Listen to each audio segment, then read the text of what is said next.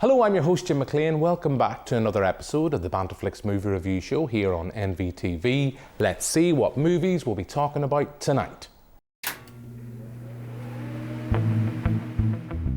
We'll be reviewing Ari Aster's latest feature, Beau is Afraid, which is out in cinemas now. And our DVD of the week is M. Night Shyamalan's A Knock at the Cabin.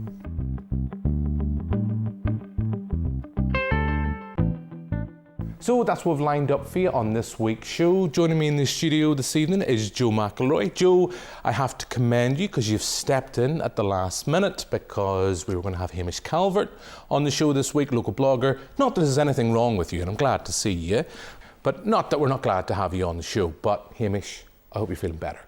That's all we can say. We'll get you on in the studio soon. But enough of that. Let's have a look at some movie news.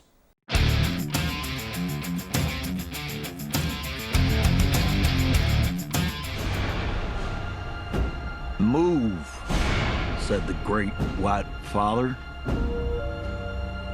There are many, so many hungry wolves. Can you find the wolves in this picture?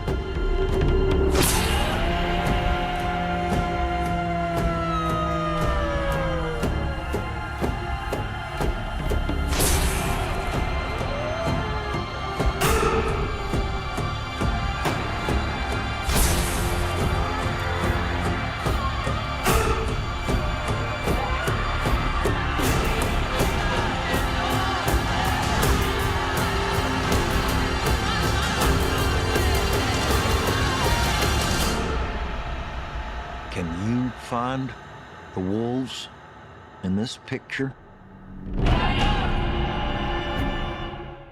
So that's a look at Killers of the Flower Moon. The trailer was released last week, just after we'd finished last week's show. And I know there's another trailer we'll maybe try and squeeze in a bit of a reference to. But Martin Scorsese's latest film, it has played at Cannes. The festival wraps up this weekend. A couple of films have caught my attention from it. There's good reviews for Indy's last outing. Well, supposed last outing. We'll have to wait and see. AI might change things, who knows? But I assure you, viewers, we're not going to talk about AI this week. I promise. But Joe, what's your thoughts? What's your thoughts? And I know we're not reviewing the film, but from the trailer, what do you think of Marty Scorsese's latest? Well, it looks like he's done it again, hasn't he? No, I really, was awestruck by the trailer, to be perfectly honest. It looks, from first impressions, like his Western. It seems to be taking a lot of influence from the likes of John Ford and stuff like that there. He just wants to take those old influences and apply them. That's typical of him. He always talks about how important cinema is in cinema history, and he always applies it to his work. But I'm really drawn to it. I'm really drawn to the story. I know a bit about it from the book that it's based on, but I haven't actually read the book. The cast looks fantastic. You've got Leonardo DiCaprio and Robert De Niro, two of his muses. And as well as that, you've Brendan Fraser, Jesse Plemons, and Lily Gladstone actually got a lot of critical acclaim for her role, so I'm really interested to see how she fits into the mix. Yeah, who knows, this could be the culmination of the Renaissance that started, well, a while ago, but I know Brendan got the Oscar at the ceremony earlier this year. I'm intrigued by this. I mean, I do love Marty Scorsese. I've been reading some of the reviews, because as we mentioned, it's played at Cannes, and they've been largely positive. I mean, the film does have a long run time, I should say. I know we're going to be talking about a film this week that clocks in at around the 3 hours, but this exceeds that. This is around the 3.5 hours. I know The Irishman was quite long, but for me, that film zipped along quite nicely. I know there's kind of some flaws with it, particularly with the digital de-aging. I know he's talked about it being just nothing more than makeup at the time that film's released. But I'm intrigued by this, and one thing, we actually talked about this before we started to record, Joe, that in the build-up to the film's screening at Cannes, Marty, or the Maestro, as we should call him here at Banterflix, has talked about the fact that he's, 84? He feels like he's running out of time to tell the stories that he wants to tell. But yet, any time I watch the latest film by the filmmaker, he seems to have such enthusiasm, such energy that would put many other more younger filmmakers to shame. So I know we were talking about this, but what's your thoughts from hearing someone like that talking about, at 84, saying, look, I don't want to say it's not going to be the last Martin Scorsese film. But he's basically saying, look, I'm running out of time now to tell the stories that I want to tell. Yeah. Well, truth be told, I felt quite sad reading it, to be honest with you, because he was talking about how Kurosawa felt the same way when he got his honorary Oscar when he was in his 80s, and now he feels he's in his position now, because, as you know, filmmaking as a technology is constantly developing and advancing, and he feels he's not going to get a chance to utilise some of the advantages of that.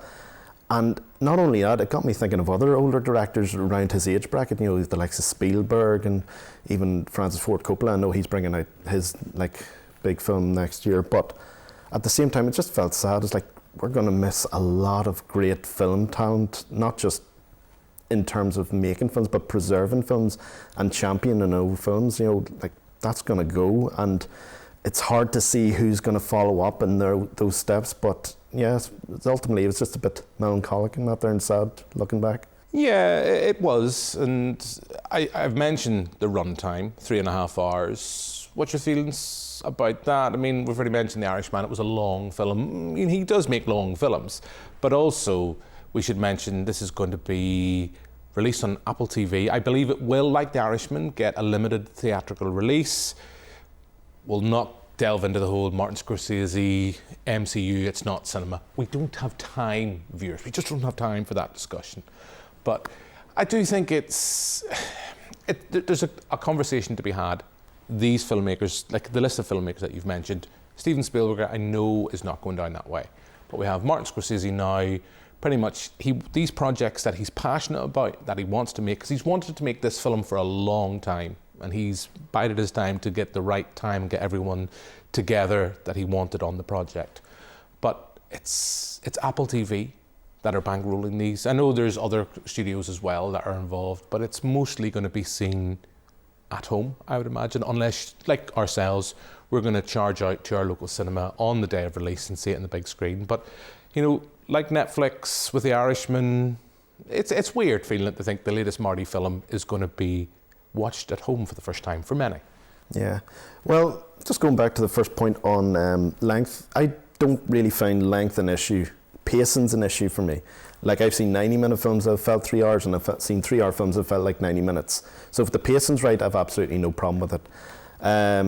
But in terms of watching it at home, see, it can be easily distracted trying to watch something at home, and I think you sort of lose something when you watch a film, particularly something like this here at home, where it sort of demands your attention and I don't know how it can't really demand the attention, just even based on the trailers and some of the imagery and the vistas and the landscapes that he's, you know, shown just briefly in the trailer.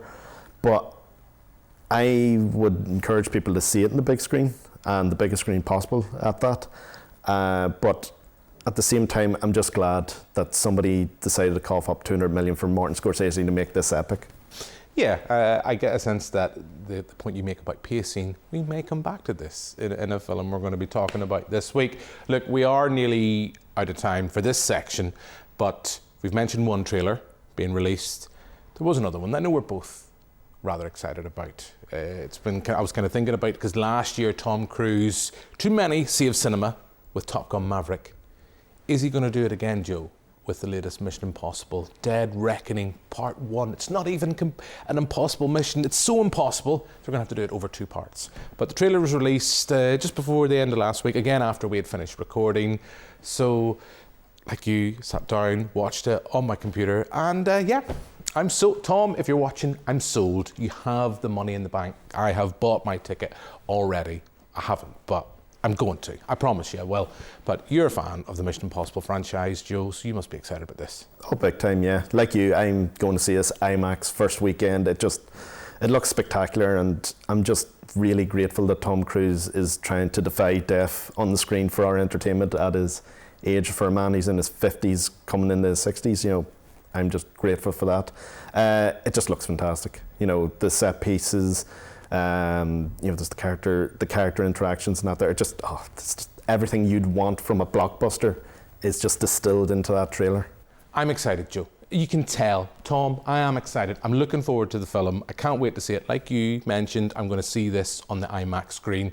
It's worth that little bit extra just to see, as you said, Tom putting his body on the line for our sheer entertainment to watch while munching popcorn. But look, those are films that are going to be out later in the year. I think, like any good film review show, we should talk about some movies we have seen.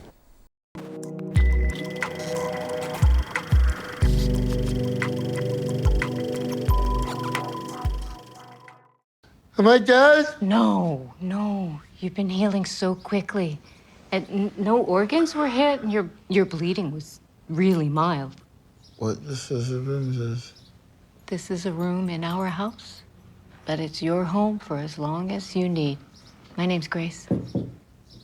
Oh, this is Roger. This is my husband.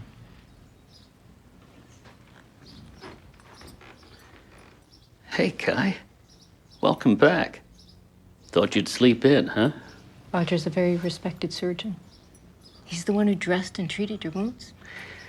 You're a lucky man. What is this? That's my little assistant health monitor. Keeps track of your condition. So that's a look at Ari Aster's latest film, Beau is Afraid. Joaquin Phoenix, thankfully he's not been the Joker this time around. We've got that to look forward to next year, I believe. But this is the latest film from the filmmaker behind Hereditary and Midsommar. We have him back. Joaquin Phoenix, as we've mentioned, is the aforementioned Beau. He is rather afraid. I don't think we really need to be that trivial and say, what is Beau afraid of? Because I don't know, that's the whole point of this film, I guess. But needless to say, he needs to get home to see his mother. And that's about as much, I think, as we really need to go into without going into spoilers. We're talking about Martin Scorsese's film being over 3.5 hours. This clocks in at 3 hours, Joe. We've both seen this at the cinema. You went to see it last minute for ourselves after stepping in for Hamish. What did you think? Right. I suppose I should preface it by saying this is not going to be a film for everyone. If ever there was a Marmite film, it's this one. But for me, I lean on the side of I really like this. I really like what Ari Aster's going for. It's ambitious filmmaking at its best, if you can say that. Like you alluded to, it's just one man's anxiety-ridden odyssey to get home to his mother. And obviously I'm not going to mention anything more because it's one of those films, less said, the better. Just go in, experience it, see what it's like. Just on the runtime, the pacing was great to a point, and then it slows down, becomes a bit frustrating towards the end.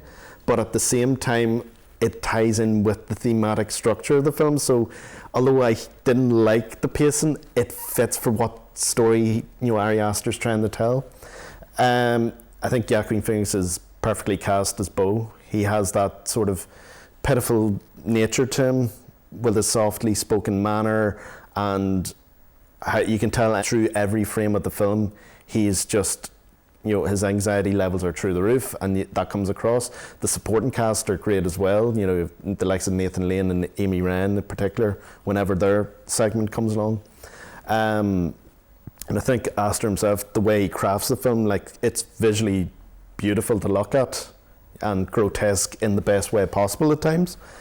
But for me, I really liked it. I didn't love it as such compared to his first two films, but I really, really liked it. Okay, well, this brings up a good point. The last couple of weeks in the show, I've always said, and I've always complained a little for our viewers, because I'm always thinking about you guys at home, that it's a bit boring when the host and the guest agree on the film. I am not going to go as far as to say I dislike this film, but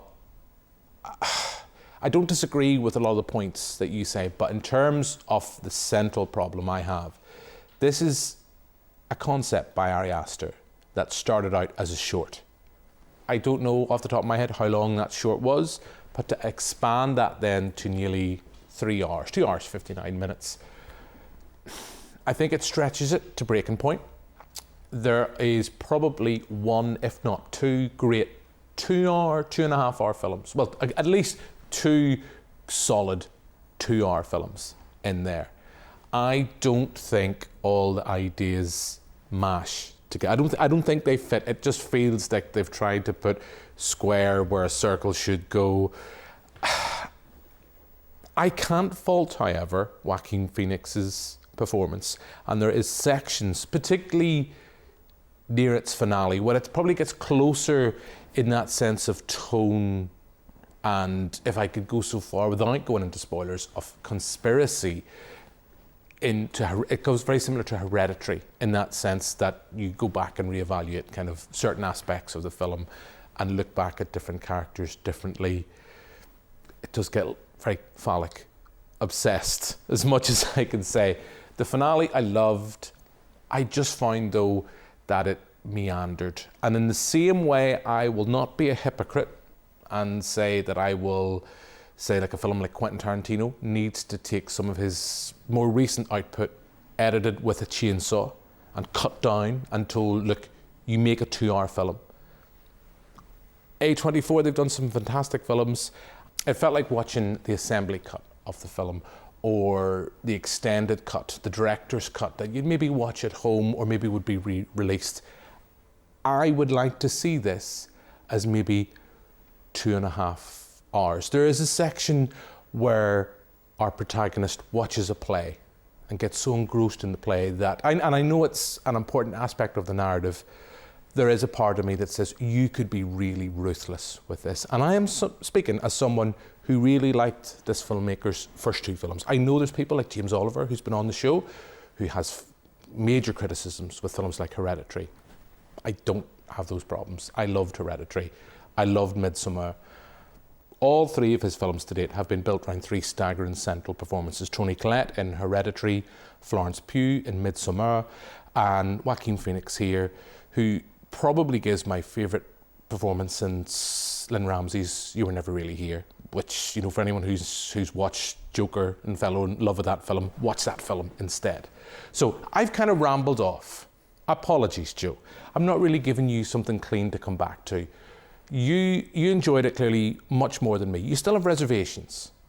I, in my heart of hearts, think this is a filmmaker that has been indulged now by A24. And that's not a bad thing. He's been allowed to go out and make the project he wants to make, and it's his vision. But if I sit back and be critical, I think, for me, less would be more. Well, that's a fair enough assessment, and you're talking about his indulgences. I hope you're looking forward to his next film, which is a Western noir, so they'll probably throw a load of money at that too, but I can't wait for it. But having said that, I do see the reservations people had. Even you could tell when I went to see it, there was a physical sort of like tension in there, almost palpable, just people going like hand in hand. But having said that, the thing that really kept things going for me and really kept me like hooked on it was how funny I found it. I did not expect it to be as funny as it was. I'd even go as far as to say, just you might consider, What's Wrong with Joe. It was probably the funniest film I've seen this year, and probably will be the funniest film I've seen all year. So that's what kept it going. That's what kept things moving forward for me. I do see the criticisms and the reservations, but that comes back to my original point of how, the frustrations watching, particularly you mentioned the sequence with the play, that feeds into, the scatterbrained sort of nature of anxiety in of itself. Your mind just wanders, and then things can just, snap at one point and just throw you in different directions, which, coming back to pacing, can throw your pacing completely off. But for me, that's what sort of tied it together in a way. And having said that as well, the fact that a studio is willing to, give money to a project like this here after reading that kind of a script, I think it's a good thing in the sense that we're getting different kind of films, and ultimately I'd rather have someone be ambitious and fail at something than just to be cookie cutter and just following the same sort of, formula as, a stereotypical blockbuster. Probably the less you know or the less you've seen of this film's marketing campaign will, I think, play a role in how much you enjoy it, possibly. No, I agree with you, because I went to see it with my girlfriend, and I don't think she'd seen any trailers. She just sort of got a sense of the visuals of the film and knew it was, sort of horror/comedy, if you could, pin it to any specific genres. And she was laughing just as much as I was, and she really enjoyed it just as much as I did. But I see your point on, marketing people lying. A24 themselves are notorious for it. Like, you look at Lamb, or even It Comes at Night. It was supposed to have been, a very different film when you look at the trailer compared to what you got. But it's still one of those things, I like to be surprised as well. But that's just me. But if you're going to a regular punter and going, oh, this is going to be a film that's going to be just like Hereditary or just like Midsummer, then you're like, oh, I really enjoyed those when I went to either see them at home or in cinema. I'm wanting another one of those films. And they're not going to get that with Beau is Afraid. It's a very different film, but one that I enjoyed. Okay, well look, we shall have to leave it there and move from the big screen to the small screen. But yes, a divisive film, and I think that's good for discussion on this week's show. So let's move on to our DVD of the week.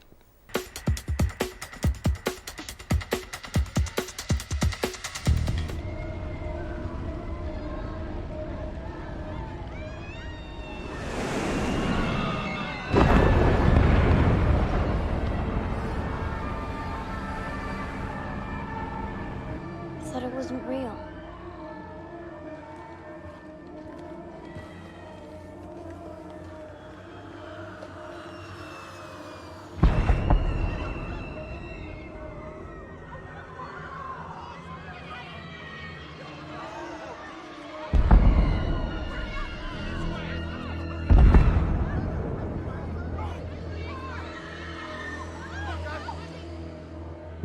The skies will fall and crash to the earth like pieces of glass. And God's fingers will scorch the earth. And an everlasting darkness will descend over humanity. So that's a look at M. Night Shyamalan's A Knock at the Cabin. I know the last couple of weeks in this series we've mostly delved with films that are on streaming services. I feel it's important we should still stand up and champion physical media. So this has been released, Joe, the latest film from M. Night Shyamalan, whose recent output has been varied, to say the least. His last film was Old, which I went to see in the cinema. I liked the concept, liked the idea. The execution was a little bit flawed for me.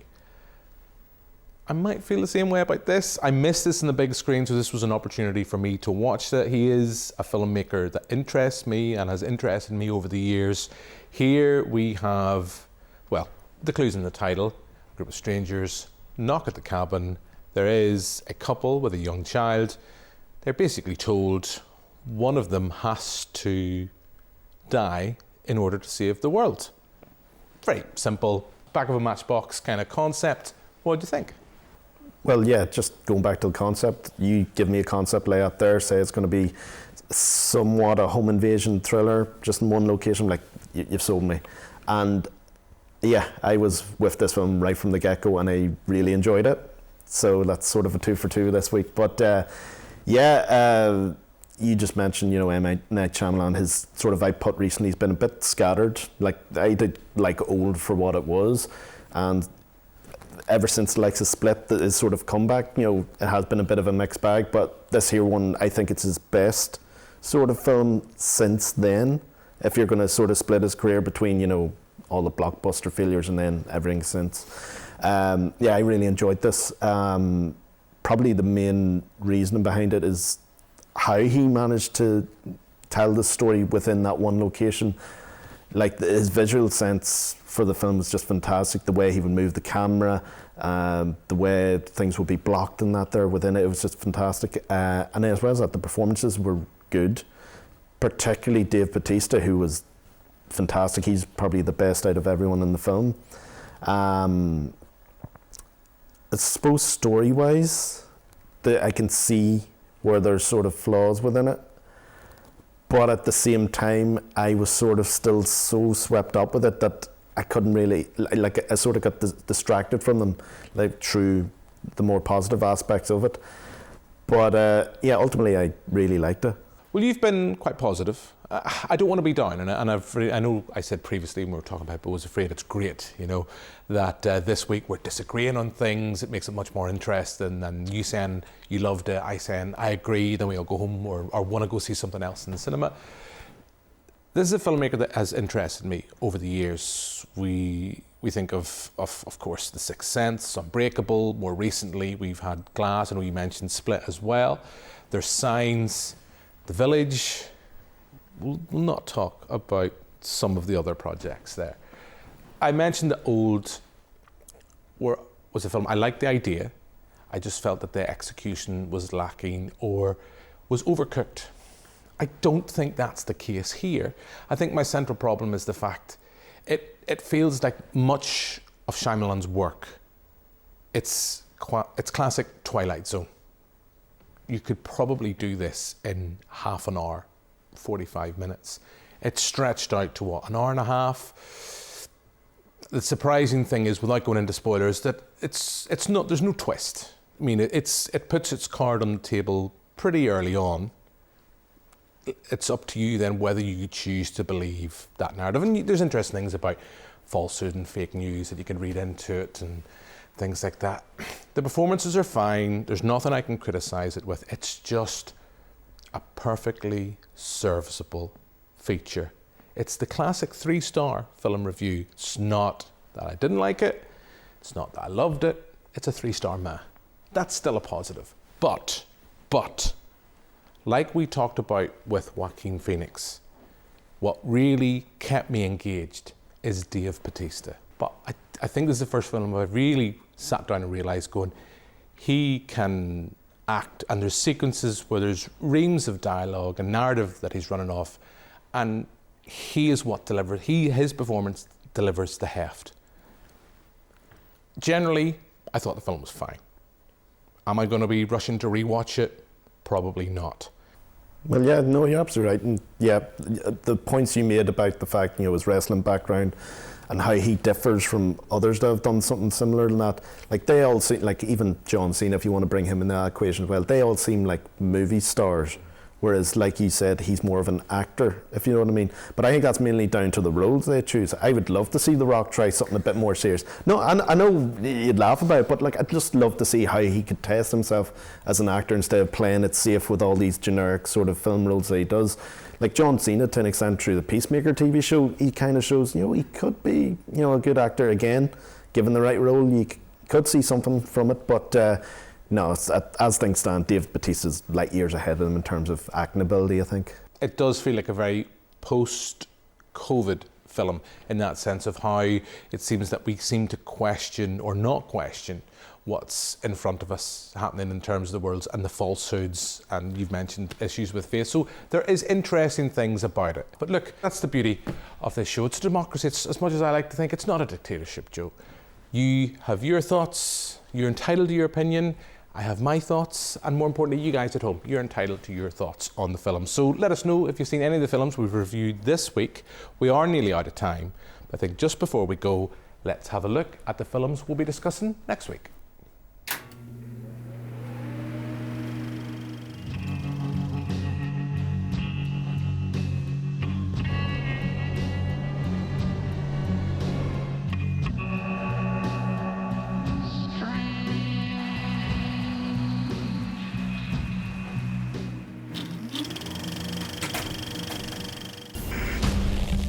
I woke up and I noticed my pinky.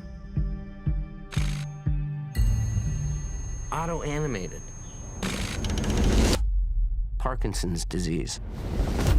I told Tracy the news. In sickness and in health, I remember her whispering. No one outside of my family knew. There was only one reason I took these pills. To hide. But all those years of hiding was shaking me awake.